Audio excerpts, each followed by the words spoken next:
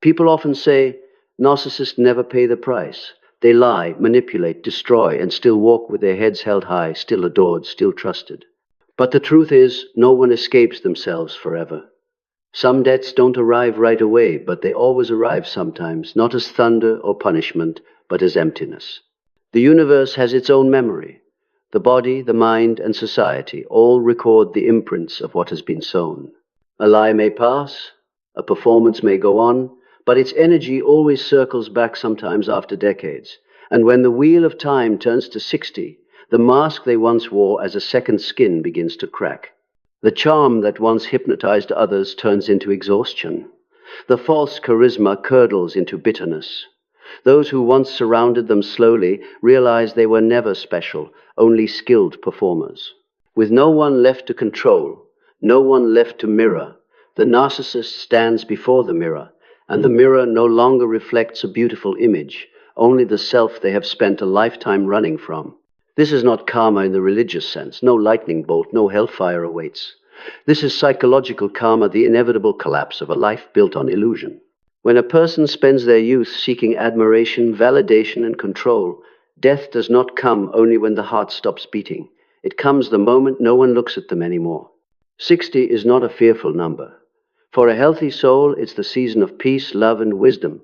But for the narcissist, it's a silent sentence. They have played the role for so long that they've lost the real self beneath it. Now, in the same room that once served as their stage after the audience has gone, they are left with nothing but the echo of their own lies, looping endlessly in their minds. Carl Jung once wrote, "Until you make the unconscious conscious, it will direct your life, and you will call it fate." And that is exactly what happens here. When the mask falls, karma doesn't come from outside, it rises from within, from the unconscious buried for decades. What they call a cruel fate is merely their own suppressed truth finally demanding to be seen. Today, we will look at that, not with glee, but with awareness, because truth always arrives at the appointed hour. This is the final karma of the narcissist after 60, when illusion collapses, reputation crumbles, and the light of truth shines directly upon the place where they once hid their darkness. Part 1. The first karma. Betrayed by their own kind. At 60, the narcissist begins to taste what they never believed could happen, being betrayed by someone just like themselves. All their lives they've manipulated, calculated, and used the emotions of others like pawns on a chessboard to feed their empty ego. But when their charm fades and their power weakens, the universe returns the lesson by sending them their own reflection in human form. Those who once flattered, admired, or pretended loyalty suddenly turn away. The person they trusted most, the one who truly understands me, becomes the first to stab them in the back. They are no longer the puppet master, but the puppet, controlled by another manipulator, sharper, younger, colder. The irony is that what hurts them most isn't the betrayal itself, but the powerlessness that comes with losing control. For the first time, they stand in the same position where others once stood under their reign, lied to, used, and disrespected. And because they lack empathy, this blow doesn't just wound their pride. It shatters the entire ego structure they've built over decades. They may try to fight back blaming, smearing, spinning stories as they always did, but this time the old tricks no longer work. People no longer believe them. Some even smile when they play the victim. And in that moment, they realize that every alliance they ever built was forged from fear and convenience, never love. This is the first karma, a direct reflection of what they once sowed. They deceived others for the thrill of victory, and the universe lets them feel what it means to be deceived. Not as punishment, but as revelation to show them that what they called power was merely an illusion built on unhealed weakness. And this is only the beginning. When faith in both self and others collapses, they fall into an abyss, no one left to blame, no audience left to perform for. In that silence, karma begins to work, and everything once buried in shadow starts stepping into the light. Part 2. The second karma. Financial collapse and loss of control. After the sting of betrayal comes, the next blow the universe delivers to the narcissist. The collapse of their finances and their sense of power, the very things they believed, proved their worth. Their entire life, they've built an image on success, status, and class. They believed that with enough money and fame, everyone would respect them. But what they never understood is that respect cannot be bought through fear or pretense. When age catches up, energy declines, and supporters drift away, they realize their so-called empire was built on debt, opportunistic connections, and arrogance with no real foundation beneath it. They once spent money to feel powerful, to buy admiration, to flaunt, to feed the illusion of importance. But one day, money stops saving their image, and image stops making money. They're turned away from the very stages that once celebrated them. The people who used to call them boss or queen now fall silent, avoiding eye contact. And that silence cuts deeper than bankruptcy, because it means the loss of their audience, the loss of their role. They may try desperately to recover, making reckless investments, chasing illusions, clinging to new supply, perhaps a younger partner or a promising connection. But everything they touch turns to dust, because every action stems not from clarity, but from fear, fear of being forgotten, and fear poisons all decisions. This is the stage where many narcissists truly panic. They lose financial control, but more profoundly, they lose emotional power, the very fuel they've lived on. In their world, money was never just material. It was the language of dominance, the tool to make others obey. When the money is gone, so is their power to command. Now, all that remains are unpaid bills, estranged people watching quietly as they fall. They finally see that money was never real strength. It was only a gold coating over emptiness. And when that coating peels off, all that's left is fear, humiliation, and loneliness. This is the second karma, the karma of losing control. For a person who has lived by dominating others, when there's no one left to command, they don't know how to live for themselves. And in that emptiness, they begin to hear the sound they've avoided all their lives, the crumbling of the very ego they once worshipped. Part 3.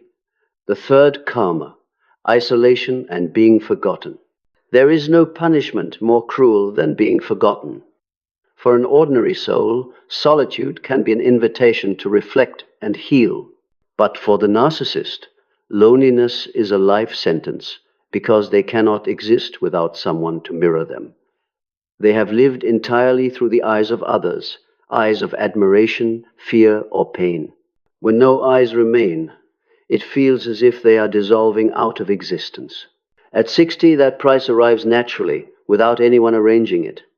Those who once endured them have left. The children have grown and chosen silence.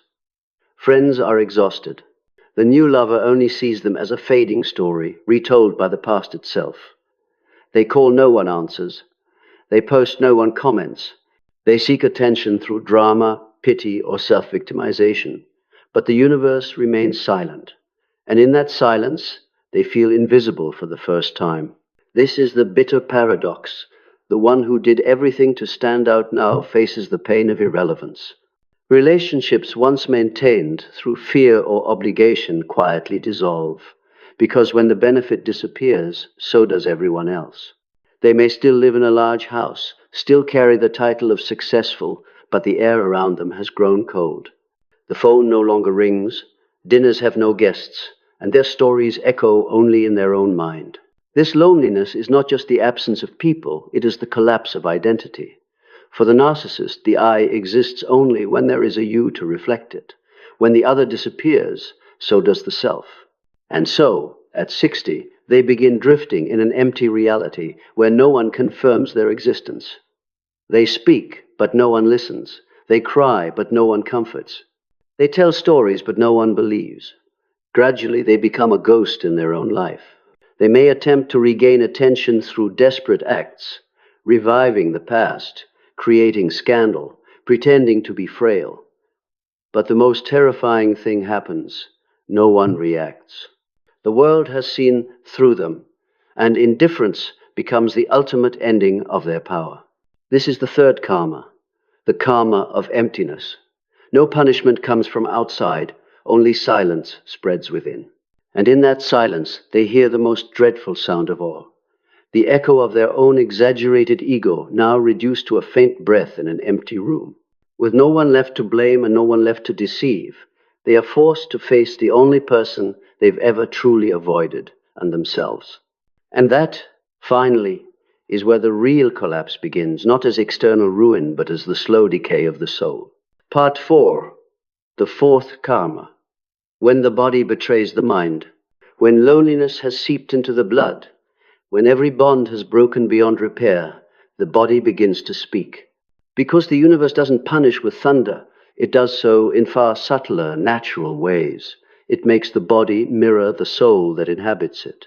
For the narcissist, the body becomes the final honest witness, a mirror that reflects everything they once hid behind smiles, fame, and power, now surfacing as illness, exhaustion, and decay.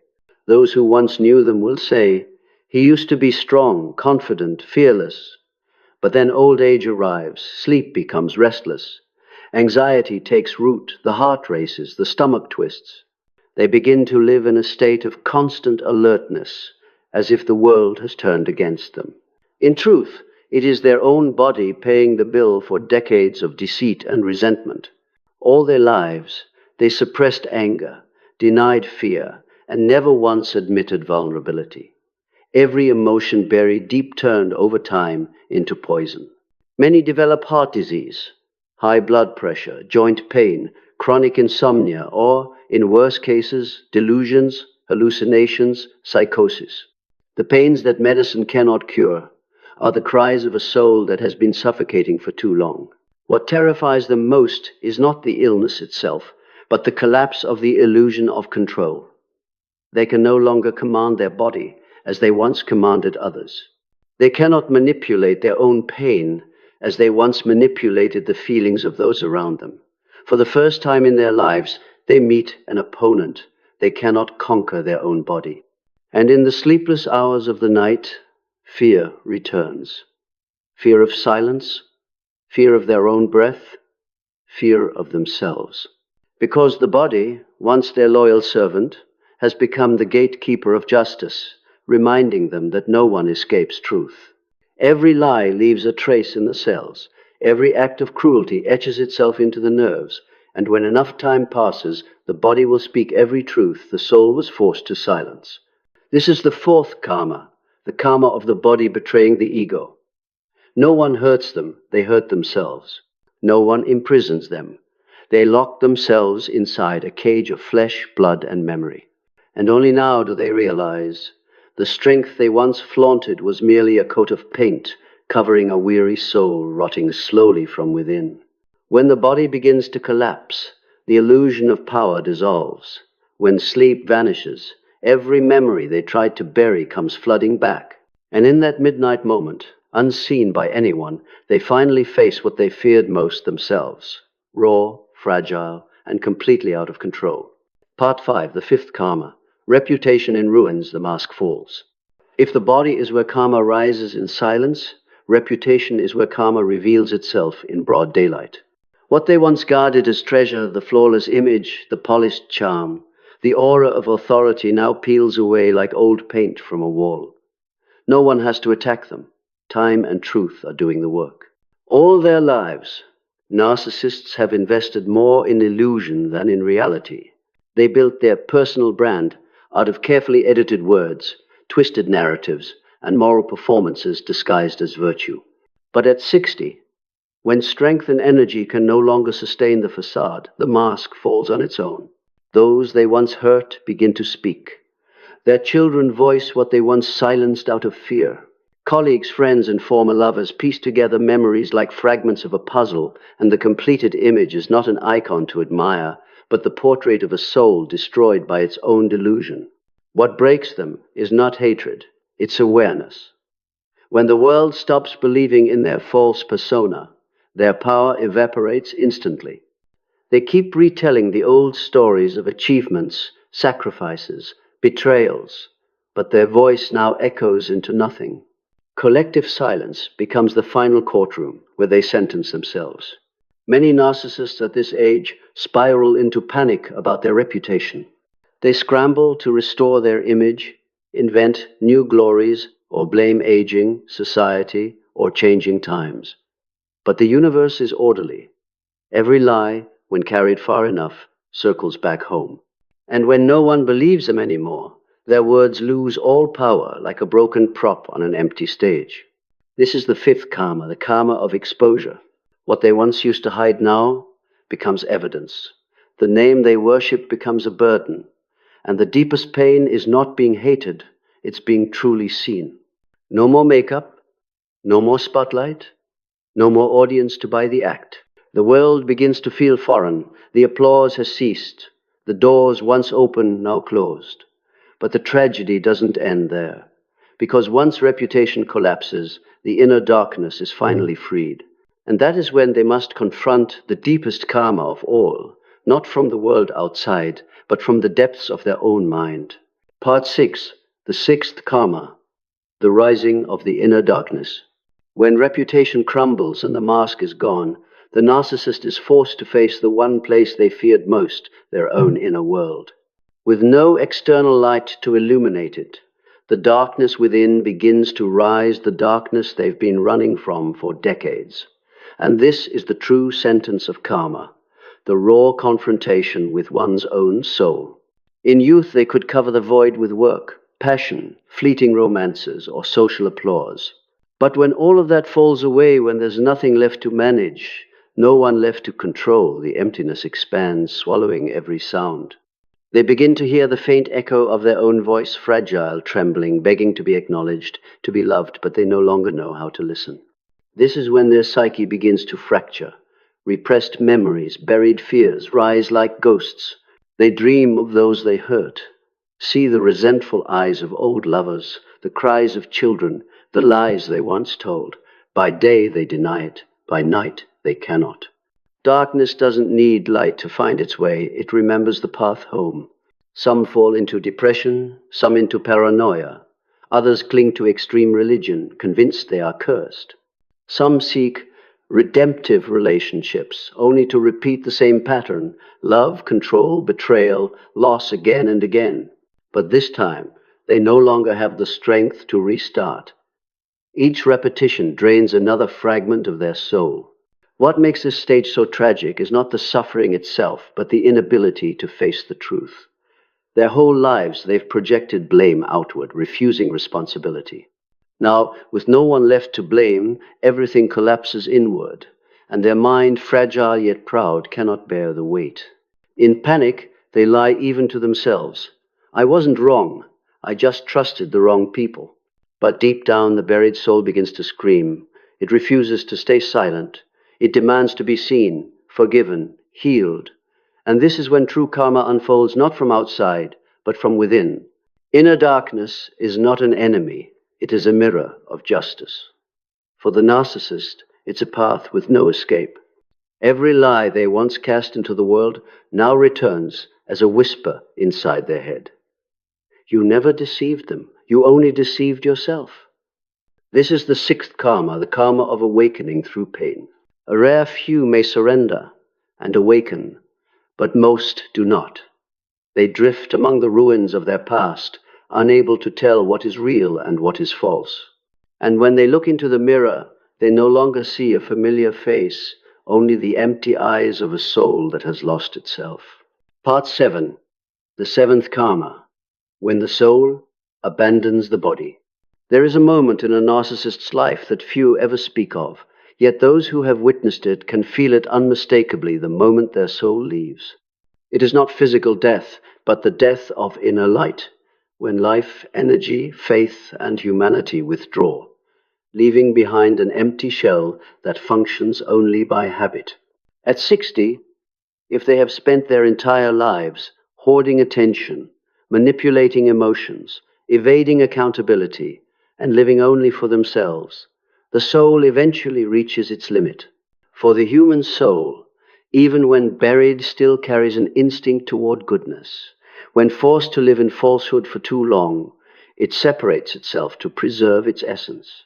And when that happens, the narcissist becomes a being with only an exterior, hollow inside, without a living center. People around them sense it. Their eyes lose all vitality. Their voice becomes dry and hollow, stripped of resonance. They speak of the past as though reciting lines from a script long forgotten. They still smile, still try to prove they're fine, but the smile never reaches their eyes. Everything they do is an attempt to fill the void. Yet the void is like a black hole. The more they try to fill it, the wider it grows. They begin to fear silence, fear the night, fear mirrors, fear being alone. Because in the stillness, the absence of the soul becomes undeniable. Some turn to alcohol, pills, or sinful pleasures to escape the feeling. But no substance can heal an inner emptiness. Only the light of truth can, and that is the very light they've rejected for far too long. And so karma turns full circle. When they once made others feel meaningless, they now live in utter meaninglessness. When they drained others' energy to survive, now their own soul is drained dry. When they denied real love, now they are incapable of feeling love in any form, even toward themselves. This is the stage where people often say they've changed, but in a cold way. The truth is they haven't changed. They can't anymore. The mind's defense system has collapsed, leaving only the bare instinct to exist. They no longer know how to love, how to repent, or even how to fear. Only a deep exhaustion remains, the weariness of having to act human when there is no soul left to hold them up. And in their loneliest hour, they realize what they once mocked, that the greatest punishment never comes from others, but from within. No one hates them, no one chases them, yet they cannot escape themselves. They cannot escape the emptiness that swallowed their soul. This is the seventh karma, the karma of soul abandonment. It is not God who withdraws. It is they who have driven their own soul out of its home. And now, for the rest of their days, they move like shadows, still walking, still breathing, still speaking, but with no light left in their eyes. Part 8, the final karma. When truth becomes the eternal sentence. In the end, every narcissist faces an enemy they cannot manipulate, distract, or escape the truth. Not the truth spoken by others, but the one within the truth they've buried for decades beneath pride, deceit, and false power. And when there is no more strength to hide, no one left to believe them, that truth becomes the final judgment, silent but absolute. At 60, everything they once used as armor, money, reputation, lovers, victim stories has collapsed. They now exist in a separate world, where no one reacts to their old tricks, where people's eyes hold only pity. In this isolation, they face the rawest truth of all, that they were never truly loved because they never knew how to love, not even themselves. This is no longer external punishment, but an irreversible inner realization, when they see that everything they once grasped was illusion, that they've lived as emotional parasites, actors in a play of their own, making the truth becomes unbearable. There's no one left to blame, no role left to play. All that remains is the naked self, empty, fragile, and meaningless. Some try to escape by rebuilding illusions, retelling old tales, attempting to start over, feigning kindness, repenting, or rediscovering faith. But their remorse isn't real. It still comes from fear of losing their image, not from genuine awakening. And the universe, in its profound silence, no longer responds. Their efforts dissolve into nothing, leaving no echo behind. This silence is the ultimate punishment. For a narcissist, nothing is more terrifying than a world that no longer reacts. No one fears them, no one loves them, no one hates them. The world simply doesn't need them anymore. And in that moment, they finally understand. Karma is not a fire that burns from without, but a flame that consumes from within, burning away illusion, reputation, and control, until only the ashes of the ego remain. When truth arrives, it does not shout, it does not condemn, it simply stands there, illuminating everything they once denied, and that light, for them, is hell, because it forces them to see, with blinding clarity, the faces they've hurt, the tears they've caused, the chances for love they've thrown away. Every memory becomes a shard of broken glass, and in each fragment they see themselves not as powerful, but as utterly pitiful. This is the final karma, the karma of truth. No one needs to punish them, for truth itself is the sentence. And here the circle closes. They once fled from truth, twisted it, and used it to control others, but in the end, truth reclaims its throne. And you, the one they once wounded, need not wish for their downfall. For the justice of the universe does not come through blood or tears, but through awakening. Live your life in freedom, in light, in gratitude that you did not become them. For while they dissolve into darkness, you are walking out into your own light, where truth is no longer a verdict, but liberation. As the journey nears its end, one undeniable truth reveals itself. The universe is never in a hurry, yet it is always precise. No one escapes themselves forever. A narcissist may deceive the world, may blind others with their flawless facade, but they can never deceive their own soul. For that soul, though suffocated and suppressed, has been waiting to be seen. And when enough time passes, every truth finds its way home. Karma does not come to punish, but to restore balance. It does not strike like lightning. It seeps into every breath, every choice, every sleepless night. It teaches each of us that everything we send into the world eventually returns not to destroy us, but to mirror us. For the narcissist, that reflection is tragedy, but for those who have endured them, it is proof of the justice of light. So if you have ever been hurt by someone like that, know this: you do not need revenge. You do not need to prove anything. You do not need to wait for their downfall. They are already falling silently within themselves. And you, the one who lives with genuine love, honesty, and self-respect, are walking toward the other side of karma, where the light awaits. Remember this: forgiveness does not mean forgetting. It means refusing to let their darkness occupy any more space in your mind. Step forward.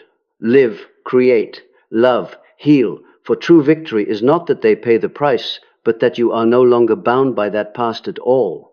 In the end, let the universe do its work. Trust the slow rhythm of justice, the power of light, and the sacred worth of your soul. For when you choose peace, truth, and conscious love, everything that was once unjust naturally comes into balance. And then you will understand. The final karma is not punishment for anyone. It is the ultimate lesson of the soul that light always triumphs over darkness, and truth will always be the most beautiful ending to every story.